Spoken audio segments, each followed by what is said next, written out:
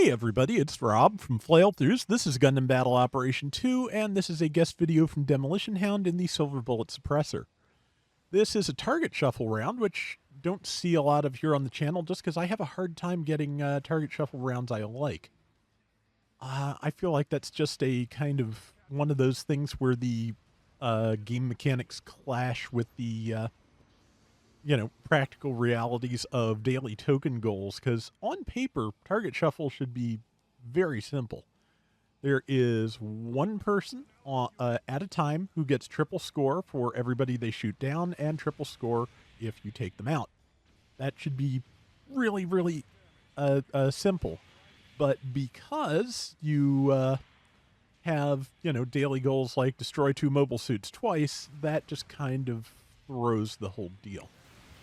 And yeah, so target shuffle, it's kind of hard to get a team that is willing to commit to those requirements and put off getting their dailies done, which I understand.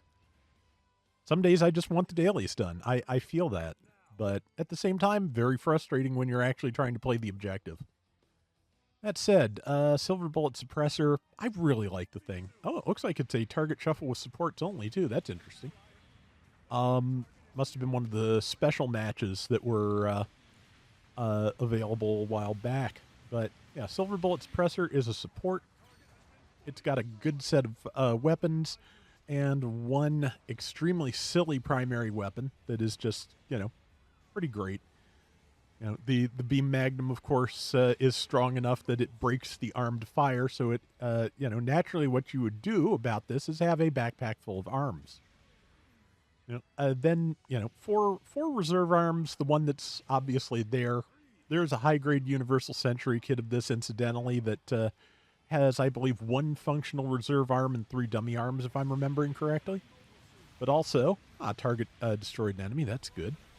But also, what makes this even sillier, in my opinion, is the fact that the Gundam Mark II Magellanica exists, which just weld 2 arms together. That is a saving of 3 arms and a lot of mass that your thrusters do not have to push. I don't know if it can fire multiple times without breaking those arms. One would hope, but yeah. But yeah, like I said, good design. I like it. It's goofy, and yeah. Let's see. I think was that. I know the suppressor does exist at 750. I'm thinking that was a Vignagina that got taken down, so I'm pretty sure that is where we are at. I see looks to be New Gundam HWS and a couple other things. So yeah. And let's see, Demo just got dropped, but Demo is next up to be the target, so the timing is not bad. Gives him about 45 seconds to half a minute to get things together and get ready to hopefully, get some work done as the target. So far, team's doing pretty well. And there's about 3.5 minutes left. Yeah, target shuffle rounds are, I believe, shorter than standard rounds in the same way that simple battles are. Good splash damage with the Magnum there around that corner. Enemy target seems to be a Zeta Plus C1. I still like that. I need to build the kit, too. But, let's see. Yep, good shot there. Somebody else got it. And, yeah, 5 more seconds, and Demo is the target.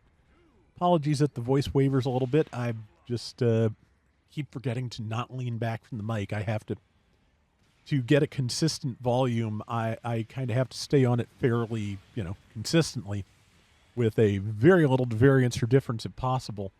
There's probably a way to equalize the volume in Vegas, and I'm probably going to have to find it.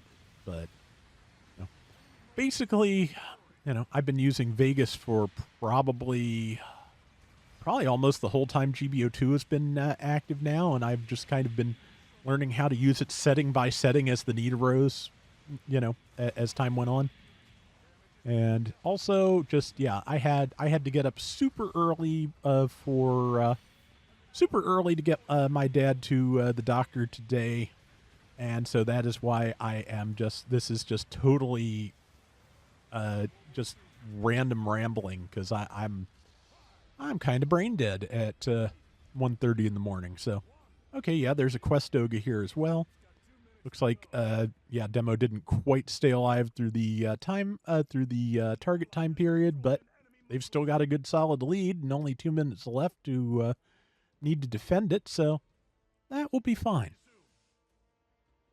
Plus, there's something now. I think it's a Jetic cannon that demo can go after pretty hard. But yeah, just like I said, the flow of gameplay should be pretty simple here, because just if you're on the team with the target, you defend the target, you weaken things for the target to finish them off. If you're on the team that is not that does not have the target, you prioritize the target, but otherwise everything is free. So yeah, just like I feel like this should be a more practical use in terms of, streamlined, what's the word I'm looking for? Streamlined, like, round flow than it actually ends up being. Again, I think part of that is just, the nature of daily missions in a gacha game, but also just, yeah, it can be frustrating, but demo's dealt with it very well. Round has gone well, and let's see. Yeah, at this point, with a lead to protect defending the target and or getting your dailies is probably not a bad plan. 10,000 point lead at the end of the round, not terrible. Because yeah, even if they manage to take down the Dagdoll that is the Allied team's target, they are not going to get 11,000 points out of it. So, and since the Allied team has the target, they're the only ones with access to triple points, so it's in the bag. And let's see. Yeah, I think the grenades may have tagged an ally there, but it's kind of hard to fire downfield through explosions sometimes.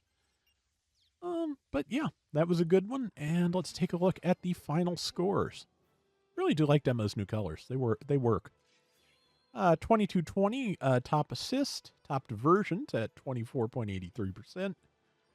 And 5 and 3 and 141,000 damage. Very nice. So that is going to do it for today's Gundam Battle Operation 2. We will be back soon with more. Till next time, everybody take care and have fun. Later.